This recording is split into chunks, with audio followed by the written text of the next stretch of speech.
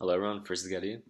It's been a while since I put forward one of these videos, so I thought, stuff it, got some spare time now for once, so I can bang out one of these videos discussing everything I want to discuss, and yeah, basically just haven't been putting these videos out. So I'll begin with Beyond Two Souls, which is a game that came out quite a while ago. I think something like November last year, or maybe October, for the PlayStation 3. This title was developed by a French company called Quantic Dream, which, if you've seen my previous videos, you know I harp on about this company for having a very strong focus on storytelling within video games and more specifically emotion. I think it's sometimes shocking in books, less so I guess, but in movies and different video games and fandom in general, how there just doesn't seem to be an understanding of emotion, and that if our emotions are not engaged in a good way, that is to say, like not like, oh, that movie was crap, but like, oh damn, I hate that character, or I love this scene, stuff like that. Seems they're not really tapping into this that much, which is sort of demotivating me to see a lot of movies and things nowadays, especially given the nature of trailers showing only the particular aspects which make you believe that something is better than it is, but I digress. Nevertheless, I was very excited to see the game Beyond Two Souls released from this company, given that Heavy Rain was a great success and shot up to one of my favorite video games, if you could call it that. I mean, yeah, it has been labeled as an interactive movie, and I think that Beyond Two Souls is no exception here. So, Beyond Two Souls, what is it? What is it about? So, because the story is important, I'll start with that. So, Beyond Two Souls features this character called Jodie, which is played by Ellen Page, who early on in her life develops a friendship with this mysterious ghost entity called Aiden. Aiden is a character who you control, and you bounce between sort of perspectives of Aiden and Jodie. And there are times where you can, control this ghost-like character and interact with things much like a, like a poltergeist. I read an interview, or rather watched the interview with Ellen Page, who stated that Aiden was meant to be some sort of metaphor for the parts of ourselves which we want to control, but we can't control. And I thought that was interesting, but nevertheless, I'm always skeptical about reading or hearing input from like outside creators or actors or actresses involved within fandom, because the saying is, a piece of work should stand on its own 2 feet. Nevertheless, I thought it was an interesting concept to take, and one I hadn't encountered, so I thought, okay, well, this might be interesting. So you develop this connection with this ghost character very early on when you're like a little girl. Your loading screens are sort of a indication of the timeline of where you are. So you bounce between a lot of different environments, a lot of different situations, a lot of deserts, a lot of cold. I think Chicago, winter torn, alleyways, a lot of scorching hot Navajo deserts, a lot of crazy combat, military situations, and some more quiet, romantic, personal character development storylines. So that sort of lends a sort of credence, or it makes you understand why the main catchphrase for this game was, live an extraordinary life. So I can understand that aspect of it. However, was this game as good as Heavy Rain, which was Quantic Dream's previous title? And the answer to that is no. Was not. It was definitely very very average, if not probably below average a little bit. And why was this? I think once again, I've said this about many things, that the story is there. I mean, the story is. I mean, this, I wouldn't say story, because for a story to be good, I'm thinking about all things sort of working together. The like skeleton of the story is there, but just the execution in terms of the editing, the pacing, some of the voice acting. I mean, especially some of these cuts here that they have in the game, where like an emotion, like some scene just needs like a little bit more like editing, not editing time, but like the shot needs to sort of linger on the characters a little while longer, and then just fades to black and it seems awkward, and it takes you out of the experience. it's obvious it's just a video game, and it's just not very realistic. Speaking about realistic things, there are scenes where you're at like a birthday party and you're trying to sort of fit in. I think, and yeah, this character Jodie, she does go through a lot of different phases, so I can understand why they were doing that. However, there was just too many things here which just felt very artificial. Like there are this like party somewhere in America where Jodie's, I guess, foster carer or like scientist, sort of stepdad in a way, drops her off at this party, and they have this party, but it's like a party, like, but everyone just looks like robots. Everyone looks so stiff and you know just like aliens or something like that. It just doesn't feel very realistic. So it's as if these developers sat down. It's like, okay, let's have a party here, but it just seemed like very like Gumby. Like it just didn't feel very natural at all. So I mean, obviously, I mean they're like, oh, cool, let's put on some music, or let's dance this, or you're going crazy. Just all this like very like cliche things, and I mean that knocked me out of the story straight away. I'm like, I can't take this scene seriously, and it became very apparent to me that I was playing sort of a video game. So I mean, I'm not saying it's easy, but you have to make these things realistic. Otherwise, I'm not going to buy into the situation, and I just know I'm just playing, this entertainment, well, this party scene, and how boring is it to play like a girl's, like 16th birthday scene is very boring unless you have that story element to it where it's realistic enough, and I can understand why these people are sort of putting this scene within the story, to show her that she had trouble fitting in like at an early age. Uh, so that was that to it. Like a lot of the execution was poor in terms of like the edits, like the cuts happened a little bit too quickly. They had too many artificial scenes there, and for a company where their focus is on emotion primarily, I didn't really feel all that much emotion, and I think this is because they were trying to force it too much. And this is the thing, like when I watch like movies in or read a book, play a video game, I never try and I never try and like feel anything. It's like if something's going to arise, I'm going to feel happy, I'm going to feel sad. It's just going to happen naturally. And the last thing I want to be doing is, and it's sort of sad in a way, like if I know like something's on the verge of being good, I'm like, oh damn, Colin, like if you just said this, if it just had this camera angle here, I'm sure like I would understand the scene or the sequence much better. But nevertheless, the director's choice or the writer, they're not thinking like that, and as a result, it just falls short, which is a shame because falling short is like better than just being like a total piece of garbage, which is what I think Beyond Two Souls is not a piece of garbage, but rather like it. They had good ideas in there. It's just that too much of it was executed poorly. They were trying to force the emotion, which they harp on about, just trying to force that stuff way too much. A lot of scenes were artificial, and the story became like an interactive movie. And I think because, and I could, it's interesting because before I was like, oh, it's not an interactive movie, it's a game. Like, if you like stories and video games, you should be liking this, regardless if it's an interactive movie or not. But this game Beyond Two Souls, I really did feel like it was like a interactive movie, probably because it was just executed so poorly, like I keep on mentioning here. And it just felt boring to play that. I put the game, down. I didn't finish it till I was on the verge of selling my PlayStation 3. And as a result, I was very disappointed because I was waiting for this game to come out. I looked at the trailers. I'm like, yeah, the trailer doesn't seem too bad. And then, once I started playing it, I'm like, you know what? The demo was the best part about this game, and that's a shame because a lot of these, I'm very skeptical, ultra skeptical about trailers and demos for anything now because I know that they just want to get you hooked into getting it. I mean, it's just basically like advertising.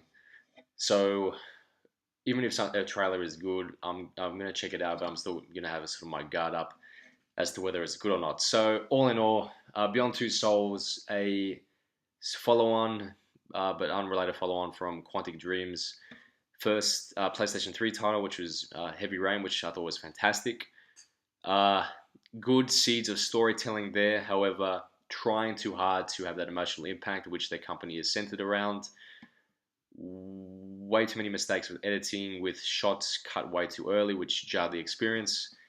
And speaking about jarring experiences, there was also too many artificial or unrealistic scenes which were meant to be portraying accurate real life situations, which just did not look realistic to me at all. So Beyond Two Souls, sorry man, sorry David Cage, you fucked this one up. This was not a good game. Please understand how you stuffed up here and just trusting yourself to make a better title, because I'm definitely going to be following your work, and I think that the next one will be better because of that. Second topic, PlayStation 4. So I got a PlayStation 4. I mean, everyone's joking around. It's just basically the world's most expensive YouTube player. And yeah, I mean, it's interesting because I haven't actually been in a situation before. Like all before with previous console generations, I was like, oh my god, I want to get this game, I want to get that game. But I've become more like selective in the sort of games I get. And literally, I'm looking at all these titles. I'm thinking, give me a game to play, and give me anything. And there's not like one title I'm very interested in. I've got these like little things in my head, like Uncharted and Thief. I had a look at, but I wasn't really interested in that either. Uh, I'm thinking about the Last Guardian, which I think is developed by like Team Ico, who did Ico and the Shadow of the Colossus, but that's sort of much more further down the track. So I'm like, you know what? If I get a game, I'm probably not going to be playing as much. Just like Beyond Two Souls is going to be like sitting there, gathering dust. So what's the point in getting any game? So I'm just like using it for DVDs, watching X Files, Breaking Bad commentary. And the first game I bought was, funnily enough, just like a pinball arcade, which is just the imitation of, but yeah, a very good imitation of real life pinball machines. When I was growing up, I always liked pinball machines, and I was got pretty high scores, admittedly. If I can toot my own horn here for a little bit. And there were a couple in there which I remember playing in real life. So I'm like, that's interesting. And yeah, being able to sort of play it without inserting coins. Pinball Arcade, I recommend this if you're into pinball. It's really good, much better than Zen Pinball, which I think is just made up sort of pinball games.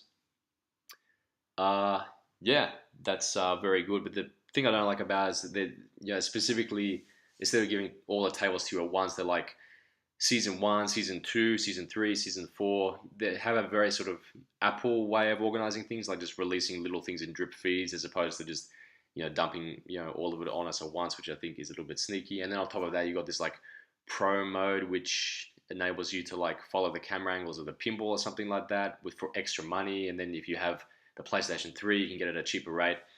A little bit, of a money grab feeling for me on that account, but nevertheless, PlayStation 4, I love the interface. I stepped away from uh, Xbox One just because I didn't like the whole.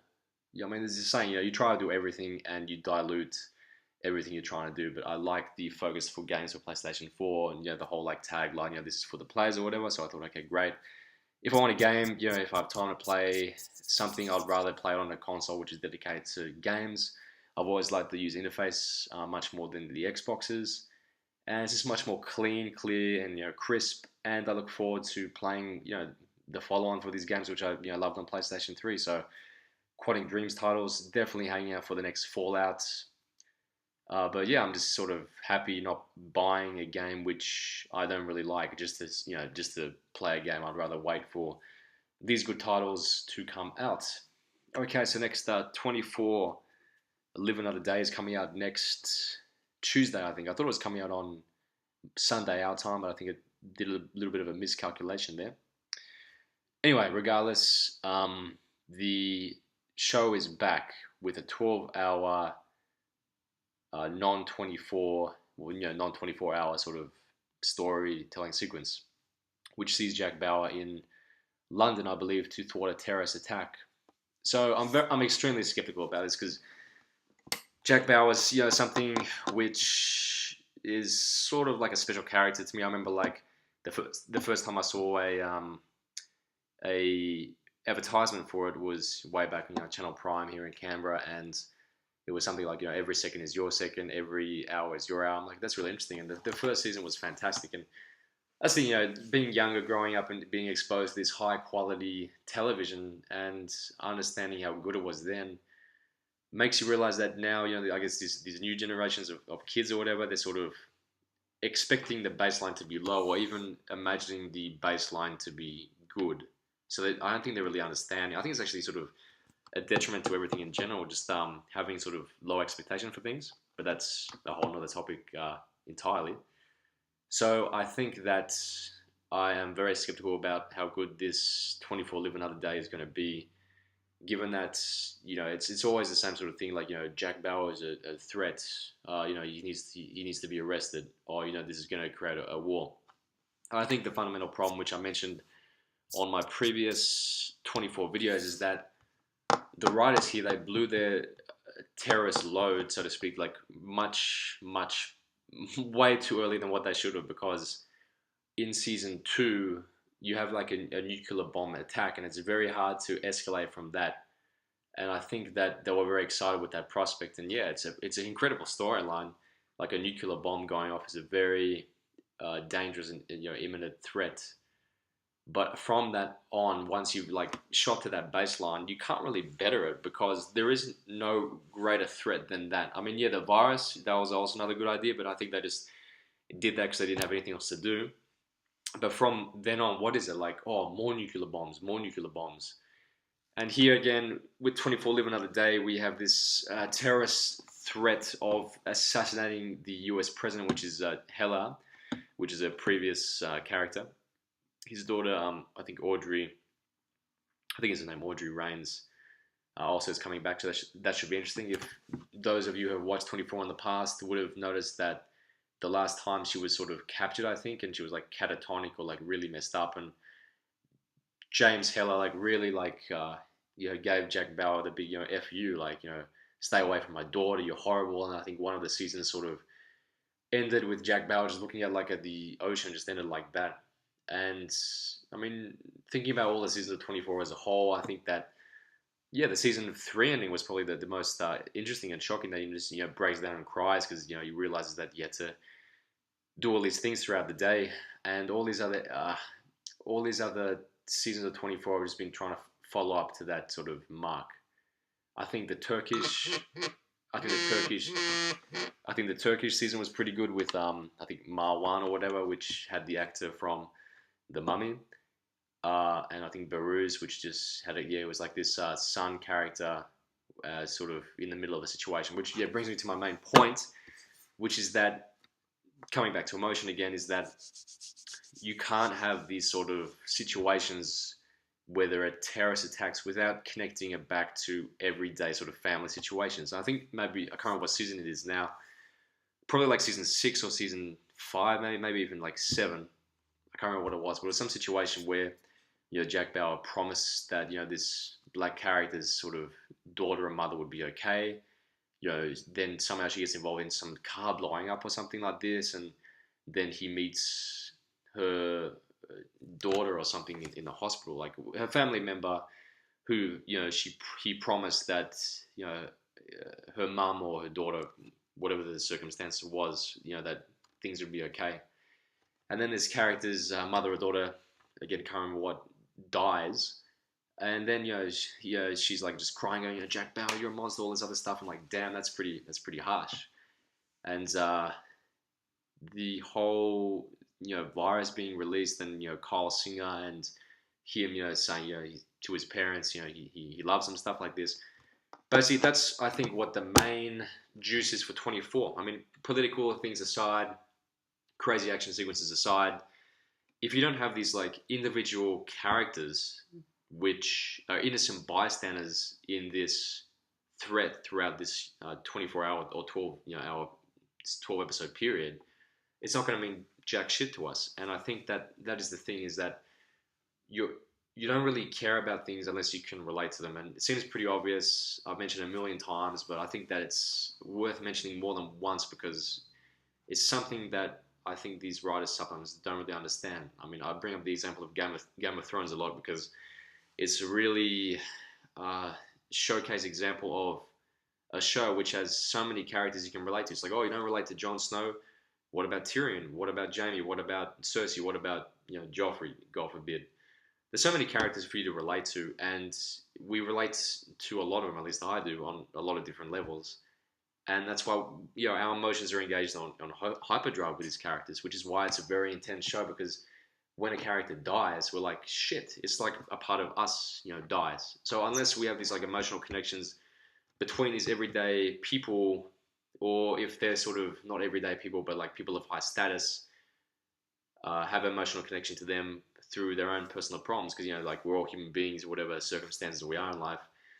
We're not going to really care about what happens to them because they're not like us because they haven't gone through similar circumstances than us. It seems like a very black and white, us versus them mentality, but nevertheless, I think that unless you plug into this sort of emotional connection, which I'm talking about here, all these shows are going to have this baseline problem of having a storyline which really lacks that emotional punch which we need to have proper drama. And what's a drama? I mean, Fargo is another sort of topic I'll talk about towards the end here. And that is that, yeah, I mean, I think I was reading a definition before that drama is, putting a person in a room knowing that they have to get out of it and not knowing how they'll get out of it. Or knowing a character is going to act in a certain way and seeing like a situation which is going to sort of trigger them off. So, like you have a character which is sort of very angry, and you know that because the casting's been perfect and everything else about the character's been written perfect, that you know that you enter this drama scene knowing the character, knowing that the show is not pulling any punches, it's treating its viewers with intelligence. You really can feel that drama there because you know that the show has set up that sort of precedence before. And that's the thing. I think all of these shows which are not doing very well, and I'm going on a very long rant here, I guess, but I haven't put out a video for a while, so I'm trying to get myself back in the habit, is that, if you like slap your viewers, readers, or your players, video game wise, in the face that many times, and then come up with the next season of the show, we're not going to take you seriously and we're not going to be engaged. And I think that Game of Thrones, especially with season 4 just kicking off, is really coming into its own with this season, being based upon what I think to be probably the best book of the series, A Storm of Swords. Finally finished the books as well with that. In that, once we've got the sort of precedence ahead that, these characters we can relate to, the storytelling here is being done great. We don't really know what to expect. And I think that's another big one, in that if we know the show can go in any direction at any time, and we care about the characters, that to me is what true drama is. Knowing that the show can have the balls to do anything it wants at any time, whilst having characters and situations which are unpredictable and that we care about. That is what creates the drama, because we don't want something to happen that we know could actually happen. Okay, so 24 Live Another Day. I read a review, and this is some sort of off some Forbes website or something, and according to this guy, he's like, the Jack Bauer, the hero that we needed back in 2001, I think when this show first started, is back. And what I'm reading is what I'm liking, in that, these sort of side characters which will come around to the show will have sort of personal stakes involved here. And once again, like, personal stakes mean probably something to do with family or something, we can relate to, which is going to sort of, again, make us care about these characters, which we didn't really care about that many of these characters towards the sort of final seasons of 24. On top of that, they are trimming the fat in terms of Jack Bauer sort of getting up to speed, like he hits the ground running, as this article says. I think it's some Forbes article. And that allows the show to sort of accelerate at a much better pace, and to not have these boring episodes, or at least non-creative lulls in the season leading up to these terrorist attacks. Which is interesting, because I thought if any of that is true, the trailer should be showing that. And if anything, this trailer is showing this season, Live Another Day, to be not that great. But if what this one guy is saying is true, and I'll probably read some other reviews shortly. Yeah, I mean, if the 24 from 2001 is back, and I heard that I think the original writers are back, then this should be a very interesting season of 24. And I've seen a couple of clips between Jack and Chloe, and if they can just keep the cliche out of it enough, and like I said, just really understand that we need to have these characters in here which are being affected by this threat, as Jack Bauer deals with a bigger threat. Like these incidental characters which just happen to be sort of in Jack Bauer's path, which is my favorite part of the show. And have the old Jack Bauer back, and pay us fan service to us who watch this damn show from 2001 and sort of know Jack Bauer as a character. Then I mean, 24 Live Another Day could be better than what I expect. Okay, so next topic, Justified. So Justified finished the season. I won't talk too much about this. I think that Justified is one of those shows which I mentioned, which is following the uh, trials and tribulations and misadventures of U.S. Deputy Marshal Raylan Givens, bouncing around from Miami to Detroit to his hometown of Harlem, Kentucky. Uh, I like it. I think that the characters are really what drives the show forward, and that you get introduced to a lot of characters very quickly. I call this like the wire syndrome. Like the characters are that well written and that well sort of acted that you only see them for a little while, and you automatically sort of they're very like economical characters. Like it feels like you've known them for quite a while, and then you see them in like another episode. You're like, oh, that's right. I remember that guy is like this. It feels like you're hanging like out with like a very large group of people, and I don't get that sort of vibe and feel with most shows. But this is one show I get with Justified. I guess it does feel a little bit Jack Bauer in a way of him working against the law to uphold the law. And I think the final season is going to see him have his final sort of comeuppance or final sort of result as to what he's done in terms of breaking the law, trying to bring down these criminals and drug runners down. And Walter Goggins, who plays Boyd Crowder, I mean, what a fantastic character that is. I mean, everything that just comes out of that guy's mouth is just, it's just $1 million mouthpiece. Just really interesting, fascinating characters here. Very strong characters. I think that another thing that makes like a good piece of fandom is if you have like strong characters that are not going to buckle in a situation. I mean, you're going to have fantastic drama right there. And I think Justified is a really good plethora of strong characters. So I think the final season starts next year sometime. So there we have that. Next, The Walking Dead. So I think Walking Dead came back with its second half to season 4. Trying to keep up to date with the comics. I think I've read all the comics now. Pretty interesting, sort of the way they're sort of cutting things. The Walking Dead is interesting because, I mean, the final episode of Walking Dead season 4 was really incredible. It was directed by Michelle MacLaren, who directed some episodes of Breaking Bad, of course. And what I'm understanding is that if you have like a good experienced writers who are used to writing this type of material and not like Disney cartoons or something like that, and a director who understands the emotional tone of an episode, whether it be action or more sort of quiet, emotional, whatever that may be. I mean, obviously with The Walking Dead, it's mostly action. Then you're going to have a good episode of The Walking Dead. And it's really frustrating because there are episodes of The Walking Dead which are really shit. I'm thinking, why am I watching this show? Like, I may as well just read the comic. And even the comic has its ups and downs too. And the comic has to rely on, pure narrative and I guess less visual because there's more sort of spoken word in that to sort of keep us, comic readers entertained. But nevertheless, I mean, it's good enough and it's really good enough on some key episodes, like for example, like I mentioned, the season finale that was like really incredible. The infamous scene where Rick bites into this guy's jugular, which sort of is meant to, I guess, suggest that who are the real monsters, the zombies or the human beings.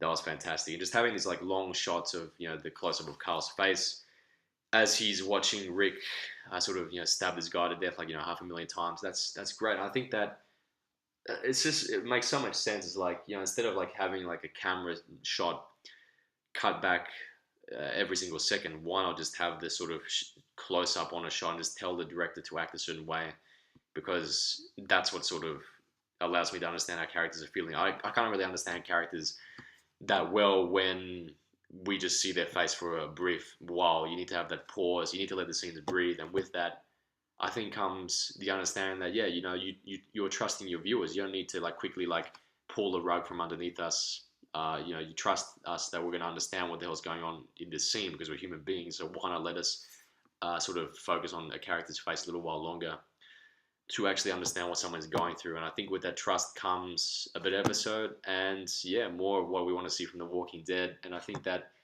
with some of the storylines of the comic, there's a little bit of fat, I think, in terms of the storyline there, which they can trim very nicely.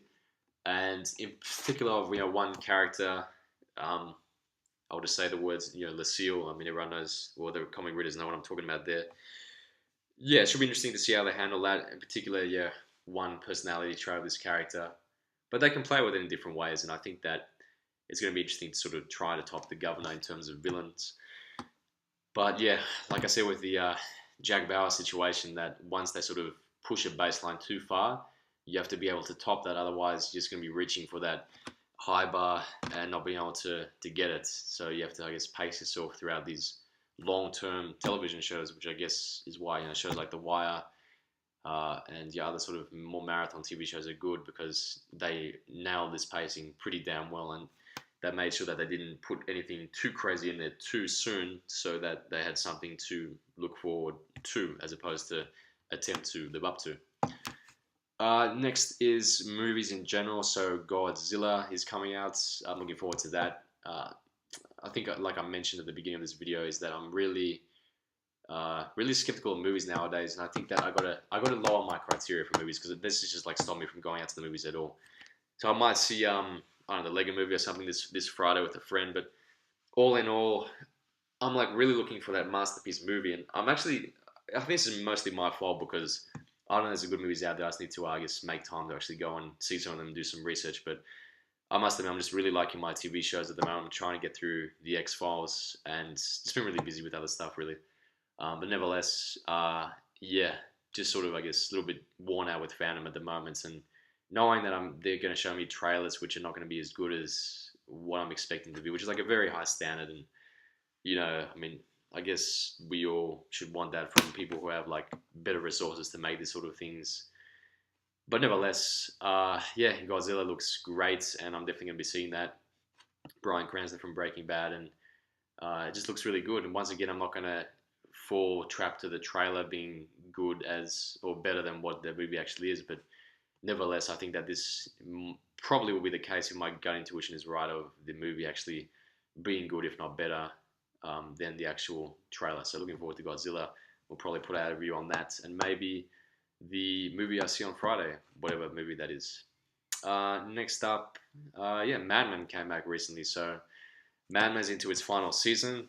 I think Mad Men is an interesting show because it really does have these multiple meanings and metaphors and subtext and just really like depth to a show which I haven't seen in many shows before. And uh, it's a unique show also because pretty much every single episode is great. I wouldn't say amazing, fantastic, 10 out of 10, but pretty much everything's like an 8 or above, like 8, 8, 8, 9, 10, maybe for like a finale. It's just very streamlined, and I think that this is because Matthew Weiner, the creator, holds control over how he produces the show, much the way Vince Gilligan navigated his relationship with Sony for Breaking Bad, which means that the networks can't really say shit in terms of we want this in an episode, we want that in an episode, which would really detract from a storyteller's ultimate picture of what he wants to or she wants to tell, which is why I think Mammon is so good in that he's always has a set plan from the very beginning, and we're just seeing it unfold just like a book. And I'm really curious to see how it ends. I've heard from various interviews from the cast that it's going to sort of be very dark and depressing. I mean, how can you tell? I mean, it's pretty obvious that it's going to end sort of on a bad way. There's a lot of characters with so many flaws here. I mean, Donald Draper just I mean, who is Donald Draper? I guess that's $1 million question, which was sort of a season opener line not too long ago. But yeah, everyone's just acting like an asshole. And Pete. I mean, where do I start with that guy? Just really arrogant, really just sort of self-centered. Donald Draper just compartmentalizing his life and just drinking all the time. Roger Sterling. I mean, he's a pretty strong character as well. I mean, another example of like a lot of strong characters. A very like cerebral show, as I mentioned before, that one that you're watching, and unless like you're, I guess, cluey enough to pick up on everything the first time, one that sort of demands multiple viewings to get all the nuances for an episode which you've watched. And you'll know that because you're watching it and you're like, does that mean that, or does that mean this? And it has like some deeper meaning, which is why they put the line or the show or the particular even visual element. There's a lot of sort of meta commentary in terms, I guess, similar in a way to True Detective, in that Megan is like an actress here, and they talk about television sometimes here, which is very interesting. And I think that sort of elevates the interest level to a higher level, sort of automatically, because you're talking about the medium which the show is about. But yeah, I mean, the characters are the main sort of part of Mad Men, and yeah, if I was to say, in two words, as I said in another video, character development. We're really seeing long-term character development here, which is interesting. Chucking the fact that we're in the '60s in a very interesting time in America, and you have the recipe for a good show, which has consistently remained good as it heads into its final season. Something which is not in its final season, and which I heard that may actually have its final seasons broadcast on the big screen, is Game of Thrones, which I mentioned before.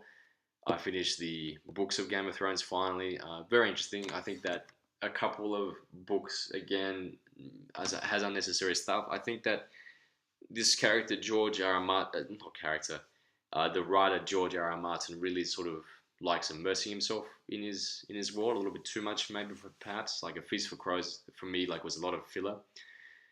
But nevertheless, this season, which is based upon a storm of swords, yeah, I mean, when I read Joffrey's death scene in the books, I was like, damn, that's going to be in this next season. This is going to be incredible. And there are a couple of other moments coming up this season which are also, I'm sure, going to excite everyone. And even last episode 4, I believe, showcase something which is not even in the books, which is the White Walkers creating like an army of White Walkers from Craster's illegitimate sort of bastard born children, which was sort of a bit of shock to everyone. Like everyone sort of thought that George R. R. Martin would talk to the Double D's, the producers of the show, DB Weiss and DB Benioff, I think, in terms of sort of how much he would disclose of where his future long-term vision for the story is.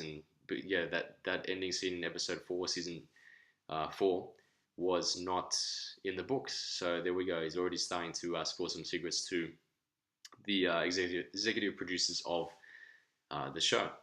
So, I mean, what can I say? I mean, this show really seems to be maybe heading into its best season yet. I'm really enjoying what I'm seeing in season 4.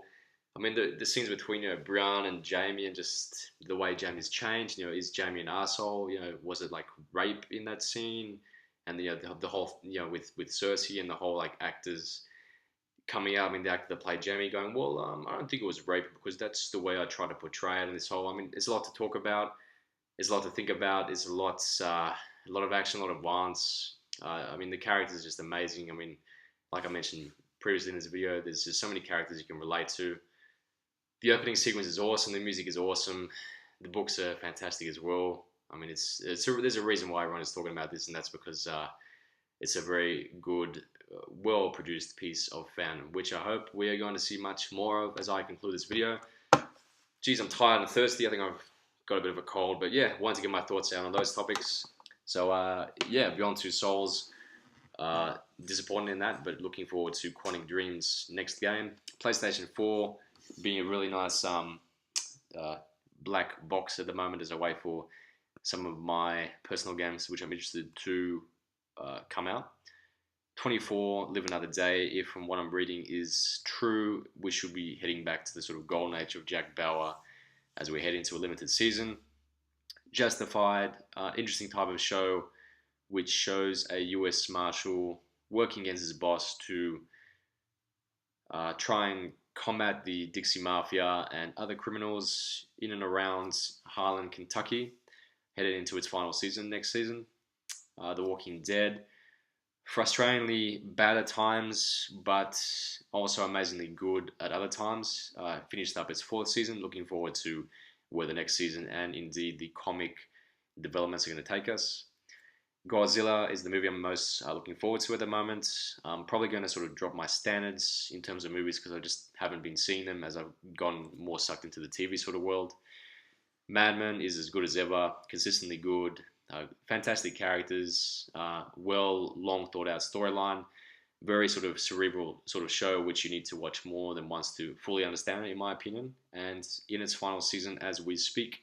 And of course, the show that needs no introduction, Game of Thrones, headed into season 4, hitting the ground running as we showcase A Storm of Swords, which is book 3 in the Song of Ice and Fire series. And with that, this series of reviews into one video, I think it's my longest video I put out, trying to get myself back into public speaking, or really solo speaking, or just putting these videos out there as I sort of gain my thoughts to myself really in